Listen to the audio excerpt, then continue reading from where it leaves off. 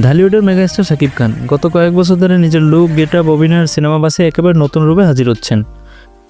একসময় যেখানে তাকে এক ধরনের চরিত্রেই বেশি দেখা যেত, সাম্প্রতিক সিনেমাগুলোতে তিনি নিজের ভাঙা গড়ার বদলে প্রতিনিয়ত চমকে দিচ্ছেন দর্শকদের। বিশেষ করে সাম্প্রতিক লুক, গ্রুমিং এবং স্টাইলে তাকে তরুণরাও এখন ফ্যান হয়ে গেছে।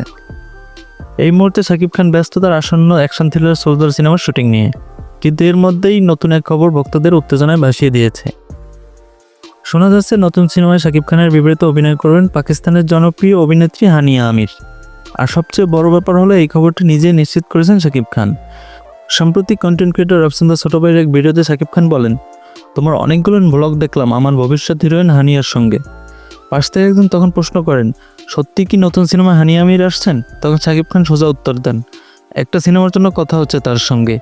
এই উত্তর শোনার পর থেকে সোশ্যাল মিডিয়ায় শুরু হয়েছে তুমুল মাতামাতি। ভক্তরা ইতিমধ্যে শাকিব খান হানিয়া আমির জুটির কেমিস্ট্রি কল্পনা করে উত্তেজনায় ফেটে পড়ছেন।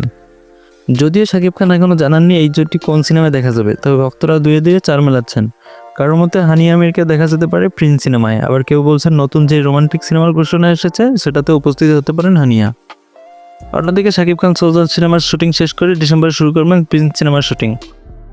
এরপর আগামী বছরের 10 ফেব্রুয়ারি থেকে যোগ দেবেন আজমান রোশন পরিচালিত একটি নতুন ছবির শুটিংয়ে, যেখানে নায়িকা হিসেবে একেবারে নতুন মুখ খোঁজা হচ্ছে বলে জানা গেছে।